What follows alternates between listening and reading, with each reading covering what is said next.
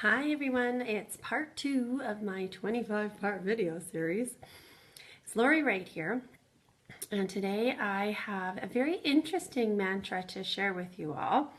I found it in the spring when I was doing some research for a mindfulness program that I've put together for schools.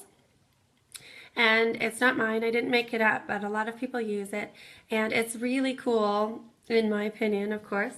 And it's called Be the Pond. And I thought this one deserved explanation because if you buy these mantra cards and you pull it out, you might think, I don't know how to be the pond and I don't know what that means, so I'm not going to use that as a mantra. So of course I do have the writing on the back to share in case somebody does not see the video. And the writing on the back says, you can feel emotions without letting them take over you. Be aware of what you are feeling and recognize that you don't have to act on them. So what that means, of course, is your thoughts, or your feelings lead to thoughts, your thoughts lead to actions. So you might feel angry, let's say about the election tonight, but you don't necessarily have to act angry. And a great way for you to stop that action from happening is to be mindful of the feeling, and then mindful of the thoughts, and then mindful of the choices you make, because your actions, of course, are always your choices. So the blue cards are part of the self-management social emotional competency, and they look a lot similar to the purple ones, but blue is clearly darker. Blue is self-management. Purple I'm going to talk about tomorrow after the election.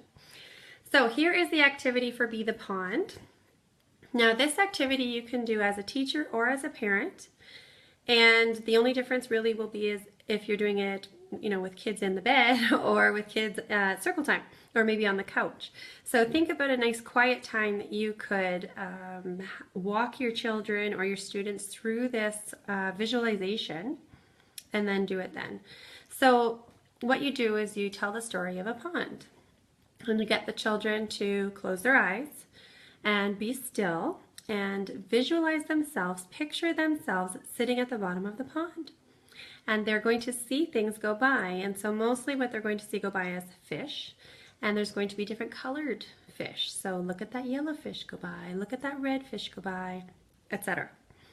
And after walking them through this visualization for a few minutes, you might say, now look at the fish's faces. That's fun to say. And what expression does the yellow fish have? Do you notice any expression or anything about the face of the red fish, etc.? And then when you're done, after a couple of minutes, if they start getting squirmy, then you stop. When you're done, say, was there any fish that it seemed like it was hard for you to let just swim by you? So for some kids maybe who struggle with anger issues, maybe the red angry fish, not necessarily red, but maybe the angry looking fish would be harder to just let swim on by. Or the sad fish, or the nervous fish, frustrated fish, thoughtful fish. Get the idea.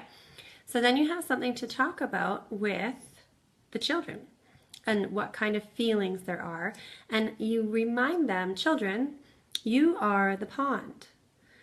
So as the pond, you just let the fish swim on by. So the fish are the feelings and the thoughts. And the idea is to practice. Remember what I said yesterday? How do you get better on these skills? You practice. So you practice letting the fish swim on by, and you just be the pond. So if anything as an adult is bothering you, you're having angry or nervous thoughts, you don't have to act in an angry or nervous way. So you can do the deep breathing, a deep breath in, and on the way out you think, be the pond. And yes, it's a little bit silly because we don't often say things like be the pond to ourselves, but that's why it's going to work for you, because it is unusual. It's not your normal self-thought. Okay, so the blue ones are, like I said, self-management. So that's self-control, regulating your emotions, and that is one of the 5 social emotional competencies. So to go along with Be the Pond, I actually have a free lesson, and it includes a coloring sheet.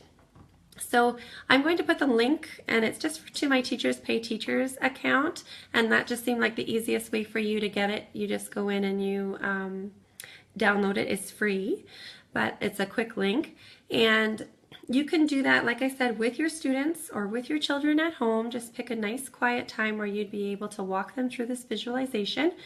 And then you can do the activity, the coloring sheet with them. So I'll put that link.